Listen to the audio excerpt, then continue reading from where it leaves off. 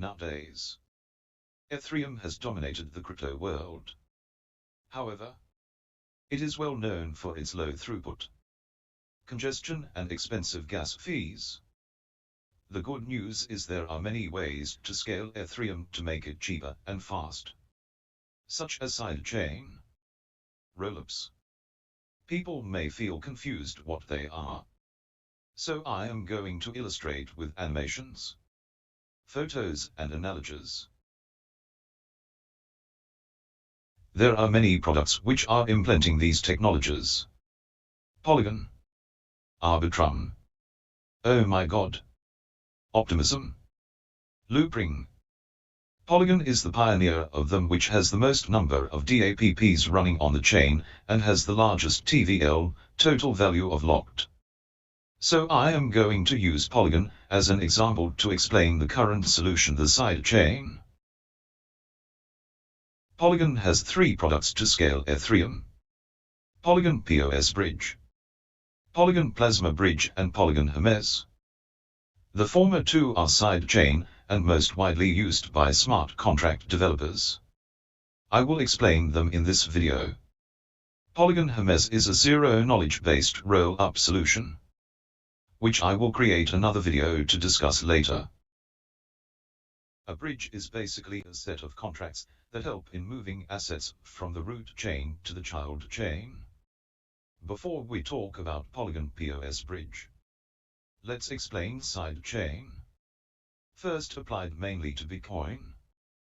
The sidechain concept was basically to run another blockchain alongside some other main blockchain. These two blockchains could then talk to each other in a special way that made it possible for assets to move between the two chains. Let's take a look at how this might look in the world of Ethereum. If we want to create an Ethereum sidechain, we first have to create another blockchain.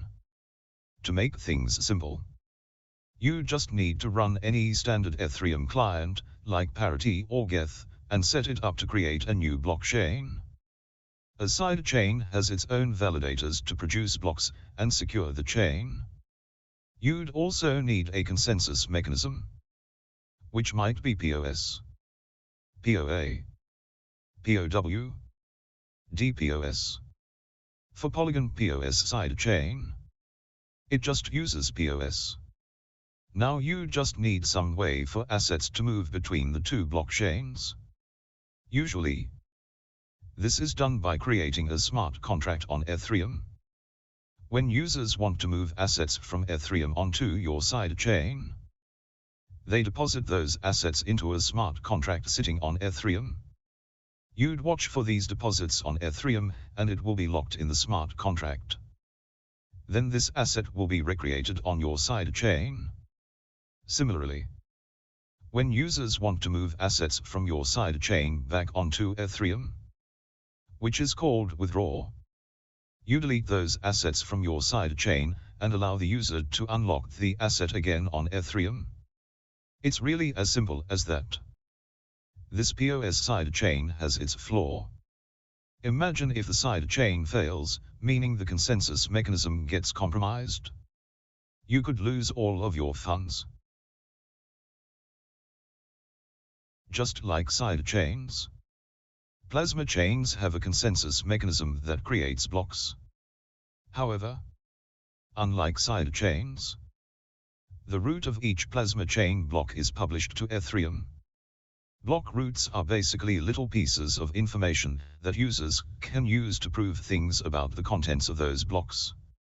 For example, a user could use a block root to prove that they made a transaction in that specific block.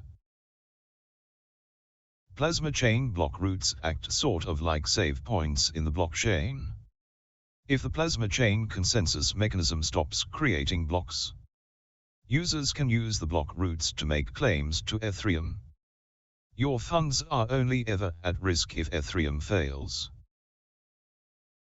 There are certain restrictions on the child token, and there is a 7-day withdrawal period associated with all exits withdraws from Polygon to Ethereum. On the Plasma Bridge, this is called 7 days challenge period.